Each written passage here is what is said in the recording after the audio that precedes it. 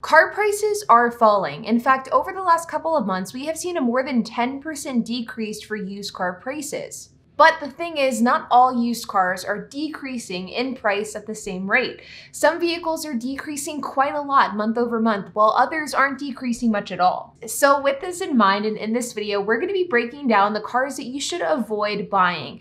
These are cars that are simply not decreasing in value at the same rate as some other cars out there. And because of that, if price is your #1 factor at play, these cars are cars you should simply avoid altogether. But I'm also going to be breaking down some alternative vehicles that you could consider, ones that have decreased quite a lot in price and thus are a much better value.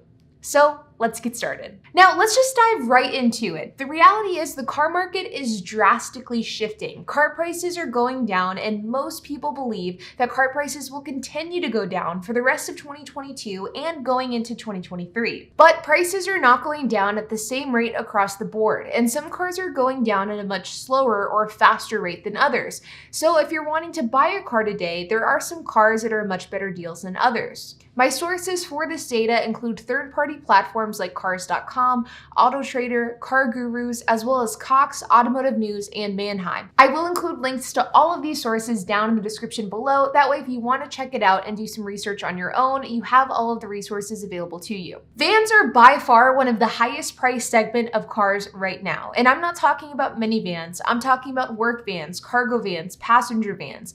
Vans are still up 30% year over year, while most other segment of vehicles are only up 10 to 20% year over year. To give you some real life context, back in 2020, I purchased a 2015 Ford Transit passenger van. I had 15,000 miles at the point that I purchased it, and I bought it for $24,000. Today, I could sell this exact same van with the miles that it has on it today for about $45,000, which is absolutely mind-blowing. Work vans were one of the last cars to really explode in price during the used car crisis we saw last year, and they're also one of the last ones to see price decreases. So while we're seeing multi-point decreases every single month in the car market as a whole, we just aren't seeing this same thing with vans. And the thing is, vans pretty much across the board are insanely high in price right now. It really doesn't matter the condition, make, the model, the mileage. They are extremely expensive regardless of condition.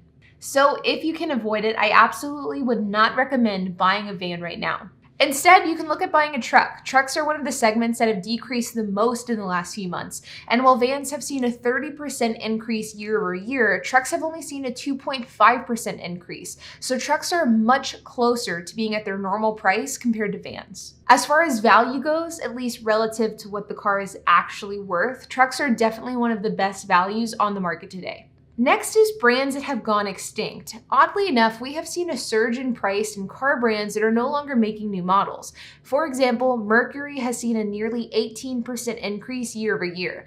Pontiac has seen a 28.5% increase, and Saturn has seen a 13% increase. These makes and models from brands that are no longer producing new vehicles are seeing much higher price tags relative to comparative makes and models. Now, in general, I don't recommend buying a car that is no longer produced because it can make the accessibility for parts for that car more difficult, especially later on down the road. But I especially don't recommend buying cars that aren't produced if you're going to end up having to pay a premium for that vehicle. Now, of course, there are exceptions to that rule. For example, if you're wanting to buy a car that you think could end up being a collector in the future, but for the most part, I do think that this rule does apply. Instead, I would look at similar types of cars, but different makes. For example, Ford or Chevrolet.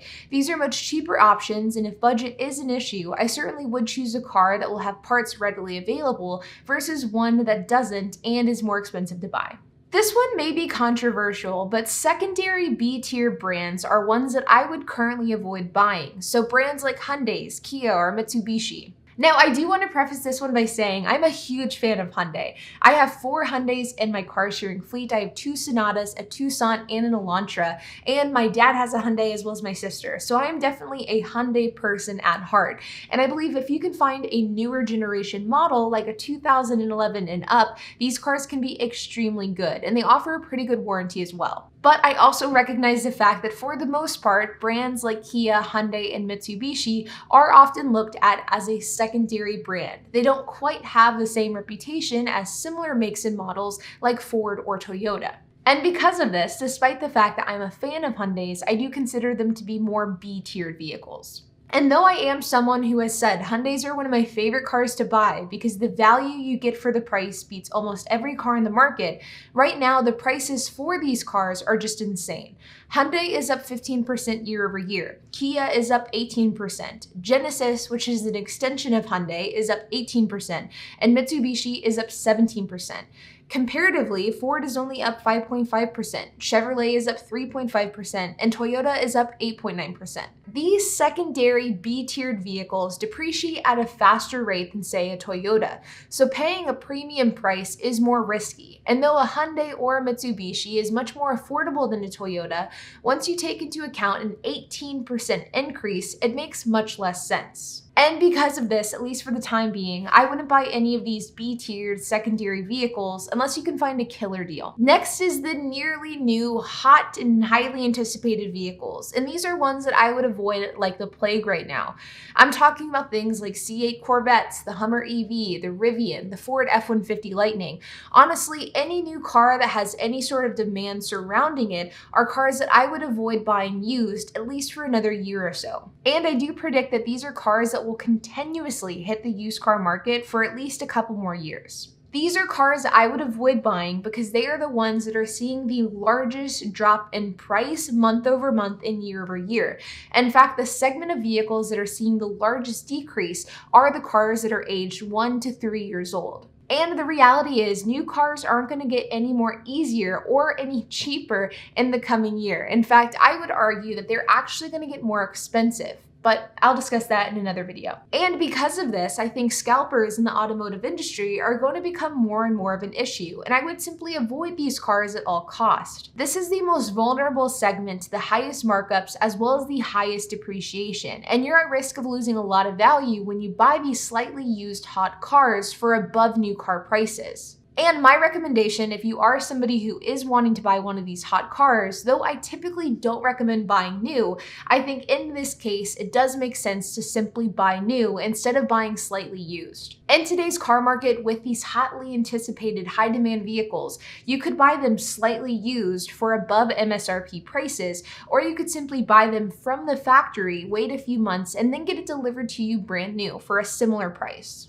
And while ordering directly from the factory, sure, you may have to wait a long time, but buying new and waiting 6 months will always beat buying used and paying an above MSRP premium price. Now, like I said throughout this video, the car market is shifting and it is an exciting time to be a car buyer. But just because the car market is slowly but surely becoming a buyer's market doesn't mean that you don't have to do your own research and your own due diligence. Because the reality is the car market is shifting at a very different rate across different vehicle makes and models. And if you're somebody who's wanting to buy a car, you should absolutely understand and know what type of car you're wanting to buy, what that car is going to be used for, what type of price range you should expect to pay for that car.